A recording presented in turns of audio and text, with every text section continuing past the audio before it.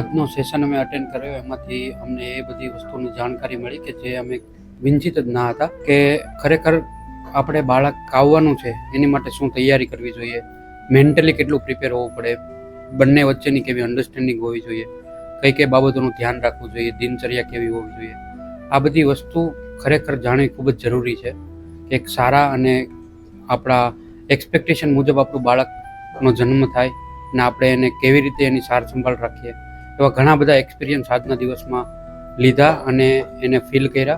મેડમે જ્યારે સવાલ કર્યો ત્યારે કે અહીં શું કામ આવો છો, મેં એવો જવાબ આપ્યો હતો કે મજા આવે અથવા તો મેડમને સાંભળવા ગમે એટલે.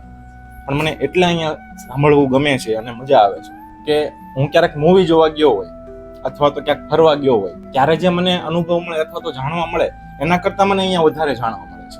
અથવા તો મારામાં શું ચેન્જીસ લાવવા છે, મારું ભવિષ્ય એટલે કે પાણી પહેલા પાળ કેવી રીતે બંધાય, સમાજને નવું નવું શું જોઈતું છે એ આપણને ખરેખર ખબર નથી, પણ અહીંથી આપણને જાણવા મળે છે. એ કદાચ હું બહાર ગયો હોય અથવા તો ફરવા ગયો હોય ત્યાં મને જાણવા નહીં મળે.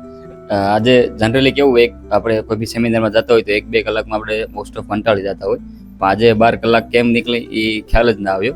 અને આજના સેશનથી, આજના જે સેમિનારથી આપણી રૂટીન જે લાઈફ છે, જેમ આપણી આદતો જે આપણે કઈ કઈ સુધારવાની છે, કઈ કઈ આદતો એડ કરવાની છે, અને એ બધું અહીંયા શીખવા મળ્યું. અને આખો દિવસ બહુ જ મજા, અલગ અનુભૂતિ અને અલગ મનની શાંતિ મળે છે અહીંયા આવીને. એક મેડમનો એક ઓરા અલગ જ છે, એટલે એનાથી પ્રભાવિત થઈને જ અહીંયા આવીએ છીએ અત્યારે. બાકી તો જે રૂટીન લાઈફ છે કે જે આપણે આપણી આદતો સુધારશું, આપણા શરીર હેલ્ધી, વિચારો હેલ્ધી, આપણે સુધરીશું એટલે આપણા બાળકો ઓટોમેટિક સારા જ આવશે અને એની આદતો પણ સારી થશે. એટલે મને મારા હસબન્ડ સાથે ઘણા બધા જે અમુક વસ્તુ એવી થઈ હોય એ મેં જે મેડિટેશન કરાવ્યું એમાં કેટલું નીકળ્યું આમ અંદરથી, એવું થાય કે નહીં આપણે ઘણું બધું ખરાબ રીતે કર્યું હોય એમ અમુક વસ્તુ.